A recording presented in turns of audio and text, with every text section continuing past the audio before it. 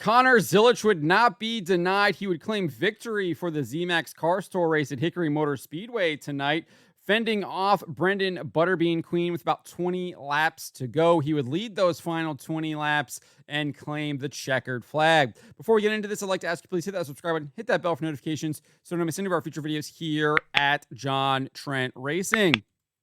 So things got pretty interesting early on in the race. We saw Gio Ruggiero basically have some kind of mechanical failure before they even completed one lap. He would, I don't even think he maybe even started. And then Deke McCaskill, who was in a backup car, he had some mechanical issues, but he would get back out there, and I think he would finish the race, making up a number of spots in the 30-car field. You can see Deke here in this number 08 red and white car. Obviously, it's got 17 on the bumper. They didn't change the wrap for that, but they were able to change the side. But you can see here, obviously, having an issue, pulling it down to the bottom of the track with 132 laps still left to go. And then this was probably the big wreck here. Let's just back it up real quick. Connor Jones and Jacob Heffner were actually racing for second place with about 103 laps to go. Heffner was really giving him the bumper and decided to send him into the outside wall. Let's take a look here. You can see right here going into the corner, Heffner's really right on him there. And then as the camera pans out right here, you see him just kind of send him coming out of the turn. Hard pancake into the wall there. And then obviously he gets hit there by the number 14 car. So interestingly, there would be some drama following this wreck after Jones, who looked really shaken up from the hit. He was kind of doubling over on the pit road. Also was kind of looked a little wobbly after he got out of the car. He was able to muster some adrenaline, ran all the way across the track to where they had stopped the cars for the red flag and shouted through the fence at Jacob Heffner, sharing his displeasure with him. And then even when Heffner had to come into the pit road, once they got into caution, it looked like there were people that were part of Connor Jones's team kind of trying to confront him as he was pulling out of the pit road, and police had to intervene. So a lot of drama there, but Connor Jones's night would be over. And that's probably the biggest racing drama that we would have. We would also have this here. Mason Diaz, who was filling in for Carson Quaffle, I believe, got a top 5 finish at the Xfinity Series race in Martinsville. He had a mechanical issue as well. I think he was running in the top 10 at the time. Racing here against Cade Brown. He would have something break on the car and would fade on the outside. And get passed by a bunch of people. You can see Jonathan Finley going around him, Bryce Applegate, etc. And Cossack would, in the 57 car, would actually get stuck behind him and go to the rear with him. And all these cars would just kind of train around him. And he would not finish the race after they spent a lengthy amount of time on pit road trying to diagnose that car and get it out there. We then had a couple of cautions. There was a number of competition cautions. They gave one in the middle of the race. I think there was about 80 laps or so to go because they had so many cautions early on where they allowed the teams to fill up their gas tanks with fuel so people weren't running out of gas. I know that was an issue in a number of the races last year. It looks like obviously that is a decision that the car store has made for this season that they're going to allow to do that. And then with about 40 laps to go, they had a competition caution to just kind of re-rack the field, let their tires cool. And there were a couple, I believe, cautions in between there. But the last one, we don't really see what happened. But Ronnie Bassett Jr. was obviously involved in something. You can see his car here on pit road with about 24 laps to go. And we'd have a restart.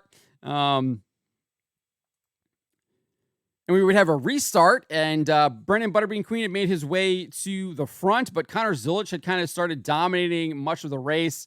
We saw at the beginning portions of the race, it was Chad McCumbee. He was really dominant through most of the race, and then I believe around, 2/3 of the way through the race, I want to say, maybe a little less, is when Zilisch really kind of reeled him in and started exerting his dominance.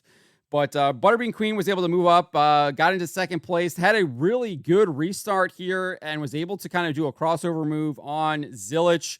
And they were racing side by side for the lead with 22 laps to go.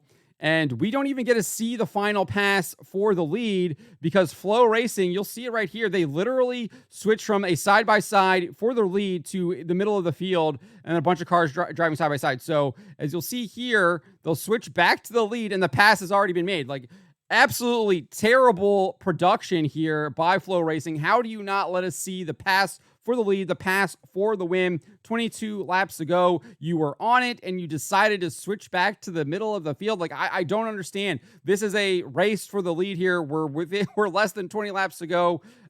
You got to stay on the leaders. They're side by side. Like, stay with them there. I think even the announcers were like, "What are you doing? We're talking about this race for the lead side by side." And then the TV feed switched back to the rear, and they kind of like lost a lot of their momentum even with the talk there. So Flow Racing got to clean that up on the production side. Stay with the race for the lead, especially when they're side by side. Like, I get wanting to show stuff further back in the field, but if you have a race for the lead side by side, you need to stay with that. So hopefully they'll improve on that. And then again, they kind of made the same mistake here too.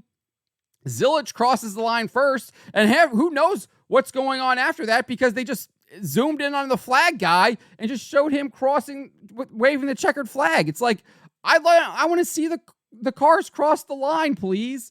Because there were races probably happening in the back of the field, and they needed to be showing that instead of just zooming us in on the flag man. And I can't even see what's happening here. It's awful. But I mean, if we pay attention to this ticker here, we do kind of get an idea of who finished in the top 10. It looks like it was Connor Zilisch. Obviously, we know Connor Zilisch won. Queen came in second. Chad McCumbee was third. Connor Hall finished fourth. He was actually fading before that final restart, but was able to cooling those tires really helped him on that final restart, and he was able to salvage a fourth place finish. Mini Tyrell had a bunch of problems early in the race, did some kind of pass through. It looked like, it's unclear if he did anything else, but they were saying he had multiple wave rounds, so I'm not sure if he went multiple laps down or what. But fifth place finish, really, really strong running for Mini Tyrell. Like I said in my first recap from Southern National, I think Mini Tyrell is going to have a great season. He looks to be a lot more aggressive, and we got to see a really good race between him and Bobby McCarty for fifth place. And he was door banging with Bobby McCarty. He pushed him up out of the way, used that bumper, and I really like what I'm seeing from Mini Tyrell. I think he will be a threat for the championship if he continues to race like this, because he's obviously getting really solid finishes, and he's got a car.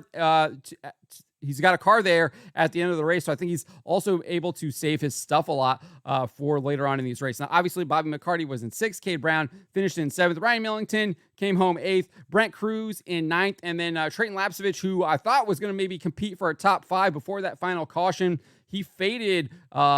He faded pretty a lot there towards the end into 10th. So that's your top 10.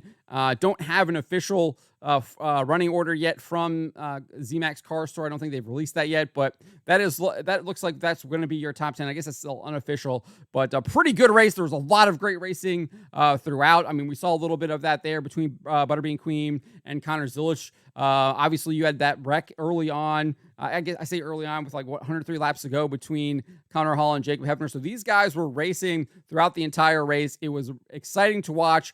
This is why I love late model stock cars on the asphalt, and I hope they continue to bring this product week in and week out because it is fantastic. But I would like to congratulate Connor Zilisch on the win. He had the best car. He was able to fend off a very aggressive Butterbean Queen who was trying to obviously use him up. It's unfortunate we didn't get to see how he actually made the pass, but I'm sure that the folks at Hickory loved it. It was probably a great pass. They're on their, they were saying they were on their feet, but he definitely was the best car, and he might be a threat to win the championship. He's able to make the rest of the races. Obviously, he wasn't able to race at Southern National because he's such a busy schedule. He's running ARCA series. He's doing stuff he won the Rolex at Daytona. I mean, he's running in the Mazda series as well. So the guy can wheel. The guy can wheel, and he's going to be in the Cup Series sooner rather than later. He's really just that good,